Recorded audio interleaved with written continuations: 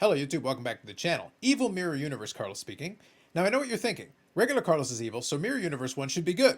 To which I say, shut up. Now that said, I'm going to cover a couple of different topics here that obviously are the topic du jour at the moment, but also at the same time I wanted to make sure I at least touched on a couple of points here ahead of time, just in case we end up talking about it more on the Friday live stream, which I suspect we will. I'll leave it up to the chat if they want to talk about that extensively or not, but at least I figured I would touch on a couple of points here before we get into the Friday discussion later on. Also coming up on the channel on Thursday, so tomorrow, I'm recording this on the Wednesday, will be the second AEW 2022 box that I broke. About the same as the first one in terms of overall, but I'll leave it on there if you were interested and curious. I did break the two boxes and split it up into two videos because I thought it'd be fun to do it that way. Otherwise, obviously, more videos coming up on the channel going forward, and then on Friday at 8 p.m. Eastern Time, we'll do the live stream where we'll talk about whatever hobby-wise that we want to chat about. I'm going to talk about the PPP loan thing, the scandalous scandal. And then in addition to that, also, I do want to talk a little bit about the Bench Clear Media discussion about the PSA card that PSA lost, and then the NDA, and a couple of things about that. So I figured I would touch on both of those topics in this video. So with that all being said, let's get to it. So first order of business here, with editing magic included, is I want to kind of highlight two videos that are pertaining to this. And as I'm highlighting these two, I also want to talk through it a little bit from my perspective and give my side of the thing. First of all, is going to be from Dan the Card Man. And Dan the Card Man would be one of the guys that I would qualify under kind of our watchdog category right now. Now, one thing I'm going to make a quick point, and I've kind of alluded to this already before in the live stream. I have a bit of a love-hate relationship with the whole watchdog kind of sub-genre of YouTube right now, because I do find that it is a bit of a mixed bag. And the reason I say it's a love-hate relationship with it is that I do think from time to time, a lot of the videos can bring up some actually very useful, pertinent information. But interspersed in it, and I'm not suggesting that this video counters that, this actually I think is extremely well done. So I want to give him credit for it. And I'll include a link to this video in the description. I do recommend that you check it out because I think the way it's presented is actually very good. So I want to commend Dan the Card Man for putting together an excellent video here because it covers a couple of the things that I wanted to discuss anyway, and this will kind of emphasize it and also add to it, I think, as well with some additional detail. But the fact is, a lot of it is good information here and there interspersed with agenda. And the irony is that, as a hobby right now, where we're sitting today, is that we'll take something and then people get really upset and angry about it, and they push back and rebel against the tyranny of all these people that were being blindly followed. They're like, well, don't blindly follow these people. And then their counter to it is to blindly follow the watchdog, who also may have an agenda built into it. So it's like, my suggestion is don't blindly follow anybody. Give at least a little bit of cursory scrutiny to what's being presented, because then you'll be able to then ascertain for yourself whether it's like, okay, so am I getting all the information here? Am I getting a little bit of information with a little bit of a biased twist included into it? Am I only getting partial information because you want me to look at it one way versus the other? And I think that's a healthy way to look at it in general, just any kind of media. Scrutinize the videos that you're watching, scrutinize this video, scrutinize the video that I'm going to share with you, and the other one that I'm going to share with you as well. Give it the same kind of scrutiny that you want to apply to these other things right now, because there's no difference. Blindly following either or is not healthy, because then you're basically putting all the control and power in the media that you're watching and that you're consuming. You're not an active participant. You're passively just absorbing the information, just taking it in at face value. I think it is healthy to at least consider the points, but then also put in your, try to maybe interject some of your own research into it if you can. And if you don't want to, then fine, just take it with a grain of salt, but, then don't run with your pitchforks and torches based on something you should have taken with a grain of salt in the first place. As I said, I think this one is pretty solid because I think the information in this included is very good, in my opinion. And what I liked about it is that it covered two specific things that I thought are worthwhile to amplify here as well. The first one is, right now with the whole PPP loan thing, a lot of people are fixating on Geoff Wilson and Sports Card Investor, which I understand because Geoff Wilson is a lightning rod in the community of controversy. Basically, everything that has ever gone wrong, if you have a flat tire, it's Geoff Wilson's fault. If, you got rain inside your house and it damaged your wall, it's Geoff Wilson's fault. If your pipes broke, it's Geoff Wilson's fault. Basically, everything is his fault. And in that context, then there's no winning from that perspective. But he does bring some of it on himself. And this is kind of the way he's presented himself and the thing he's done. I've done a video in the past where I've pointed out that he contradicts himself in his own videos. He clearly doesn't know that much about sports card relatively. Like, he's not a complete noob anymore, but he'll still say stuff where it's like that'll betray a certain lack of understanding of it. And unfortunately, he's been positioned as kind of this expert, and he gets invited to all these places as an expert. And I talked about that Behind the Card documentary where he was included with a lot of big key pieces. And I'm like, this is probably not the person that you want to be using for this, but to each their own. And I've had my critiques with that documentary in the first place. But the point of all this is that because he is such a lightning rod of controversy, people will not give him the benefit of the doubt on anything. But that means that we'll also basically think the worst of it when there's like, there are some mitigating circumstances that may or may not explain some of the circumstances that are, right now the topics of concern and the questions that are being asked. So what Dan the Card Man here does in the beginning of the video is he does cover some very legitimate specific issues that is with the idea that people have. Specifically, the concern is that his company, I think it's 352, I forget the specific, sorry, the specific company name. But anyway, 352, one of his companies basically took a PPP loan out to the tune of over $2 million between two different loans. Now, one of the things that's pointed out here that I thought was a great inclusion in this beginning portion of the video is that there are certain mechanisms in place. If you cross a certain threshold, which I think was the $2 million, you receive an automatic audit. So it's not like it's not a rubber stamp. Yeah, just keep asking for money and you'll get more. It automatically audits it, which questions are asked. Okay, what's the money going for? Can you confirm for us how that's broken down? You have to give some additional diligence, which is an excellent point that's made here. And his background does kind of play into that. He does have a little bit of an auditing background, as I recall. So he does have a little bit of an understanding, even though from Australia, obviously different jurisdiction, but certain elements do carry over from different jurisdictions as far as that piece is concerned. The other component of it is that you can't just be borrowing money willy-nilly. Now, are there people who have abused this? 100% guaranteed. But it's one of those things, again, where the community is injecting their personal dislike for the guy and then forgetting about, the regular diligence that you kind of do when you want to take in the information. Nobody's denying that he's taken the loans. Nobody's denying that the loans were forgiven. The question is, should they have been? And that is a valid question. But that's an auditing piece. That's a governmental piece. That's, take up your problem with Congress. But the other component of it is that whether he should have taken it or not, or whether it would have made sense, the idea that some folks quote him, the comment section are fun for this stuff because they say like, well, you should have taken money. You've got all this money to spend on these other cards and stuff and all this. You should just put money in the business. Well, one of the first things that I think he did to Dan the Cardman's credit here, he points out that it's not necessarily that easy. There are a number of different instances. And the other video I'll give you also kind of touches on that as well. People think that when you have multiple businesses, it's like you've got these open wallets. You could just transferably put money from A to B anytime you want. That actually is illegal in a lot of cases. And also interjecting your own personal funds into it, while you can do that, there are certain issues depending on how the structure is of the specific company. And the second video also touches on that a little bit. Depending on how your structure is, sometimes putting money directly out of your pocket in order to help a business that is struggling can actually create certain specific problems that actually create some regulatory issues and potentially some audit issues and some potential fraud that can be done when you move money transferably in and out between the individual and the business. The business is supposed to operate as its own entity. Now, you might have put money in to start the business. You might have partners. You've got an ownership structure. Well, what if the ownership structure is based on you owning different percentages of it and only one partner that basically puts in the money to bail it out? Does that affect the ownership structure? I'm overly simplifying here, but I'm pointing out that it's not often as simple as, oh yeah, just take money out of this account and then put it into this account and we're done. There could be instances, circumstances, and Dan the Cardman points out correctly, there may be loans that have certain terms and conditions where if you're going to then take on an additional loan, that you have to prepay the previous loan, and there are some specific considerations that might not make it as simple as that. It's not to excuse it, but it's to point out that a lot of folks are really simplifying something that can oftentimes be a little bit more complicated. There's a reason that these businesses need accountants who generally understand those books a lot better than the rest of us. Now, another quick point here at the latter end of this video is that he actually, and correctly I feel, covers and touches on, I'll just skip ahead a little bit in the video, he covers certain hobby-related businesses. Because the key is, the funny thing about the whole Geoff Wilson thing here, is that the whole controversy, quote unquote, is that he had the audacity to take vacations and spend money on cards. Fair enough, I get that. But at the same time, it's for a non-card related company. And it's the card collectors who are freaking out about this. Whereas, Dan the Card Man here correctly points out, there are actual card related businesses that also took up PPP loans that were forgiven. And it's one of those things where we're applying a double standard here. We're completely glossing over this other thing here. And there were a lot of companies. I think the Los Angeles Lakers borrowed money. And I'll show you one that's a personal favorite of mine. It's not in the sports card space, but I kind of chuckled. Because remember, the whole point is Geoff Wilson has money, therefore why doesn't he put money in his business? I'll show you another one that is kind of fun for me. And if you know my channel, you'll know why I have a little bit of fun with this one. And again, to be clear, in the example I'm going to give you, I don't care. At the end of the day, if there's an issue, an auditing issue, whatever, take it up with Congress, take it up with your local representative, ask them to audit these more carefully. I think that's fair.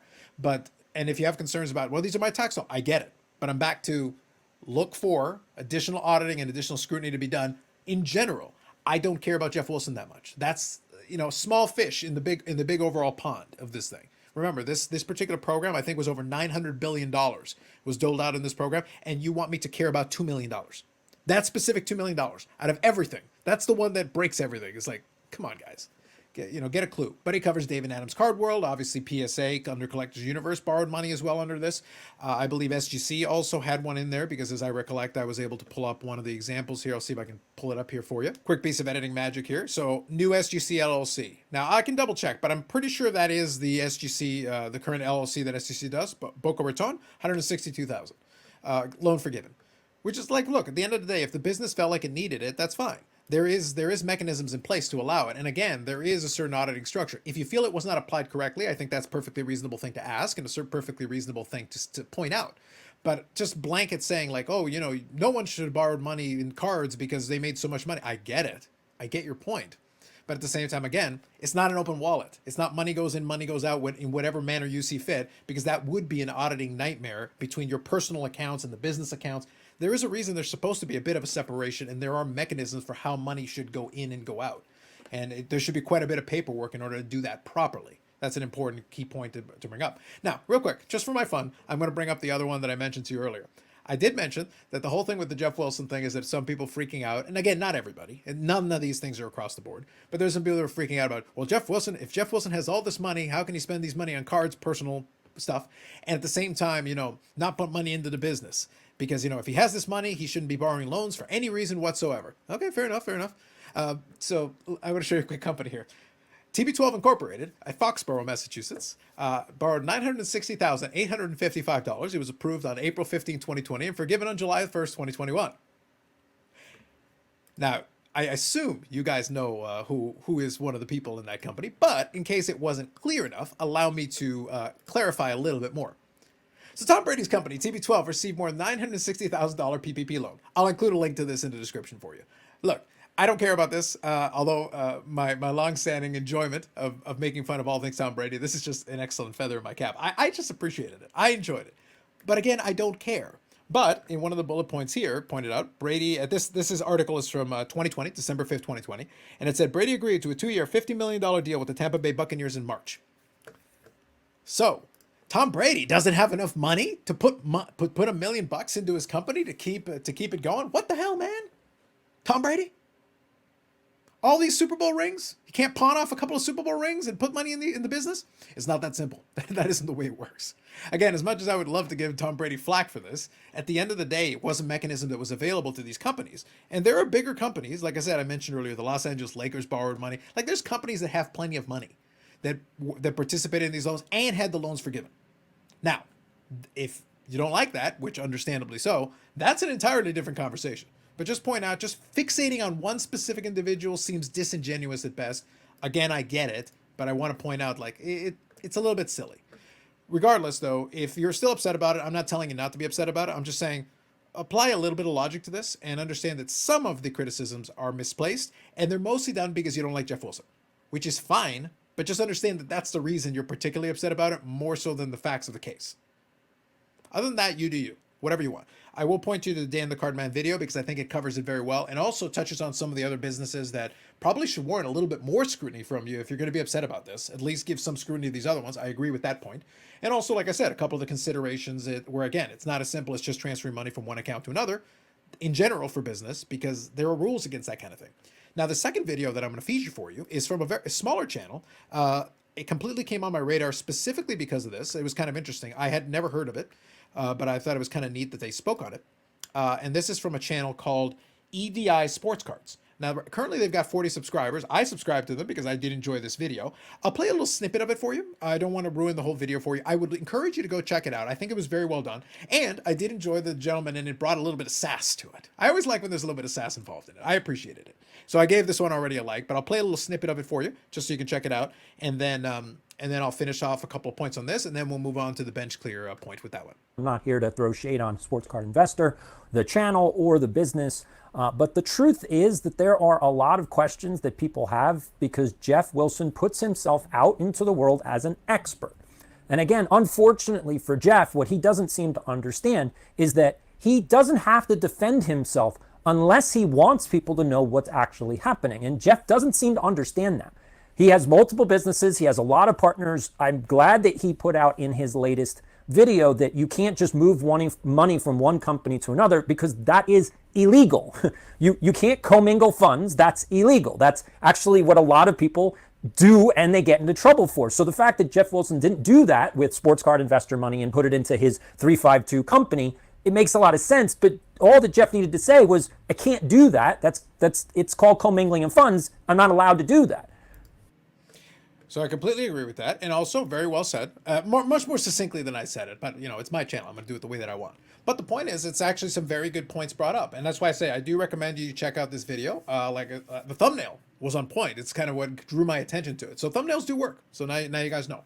But the fact is, I thought it was very well stated here, and so that was the term I was looking for. And also, it confirmed it was 352. I couldn't remember off the top of my head, but it is commingling funds. So that's the thing, is there is supposed to be a separation between your personal funds and the funds that are supposed to go into that business. Once you put the money in the business initially, there are mechanisms to put more in, but it's not as simple as, yeah, just snap my fingers, let me grab the money from here and put it over here. And at the same time, like I said, there could be ownership structures. Dan the Card Man touches on that in his video. That's why I'm including both of these in the description, because I think they covered to two different levels some of the considerations in place, and I commend them both for including that piece of information in there. So thank you to that. And also, we appreciate a little bit of sass in there. I did enjoy that. There's a little bit more fun in that video. That's why I don't want to ruin it for you. But I do recommend you check it out. And if you enjoy it, give them a follow. Now, whether you agree or disagree with me on that, that's perfectly fine. But I just wanted to present the case. And if I'm going to summarize it for you, I'll summarize it for you like this. I understand the indignation for Geoff Wilson, the PPP loans. I think it is a little bit misplaced and directed. It's like, it basically is just looking for a scapegoat for the sake of scapegoat for the overall PPP program, which is just debatable. You could make a legitimate argument that there's a lot of those businesses that should have been audited more thoroughly to make sure that those funds were used appropriately. And we can argue definitively, I think, that a lot of the money was not used appropriately. But that's a government program in a nutshell. A lot of the money is not used appropriately. So again, you're directing your anger at, a government elected thing.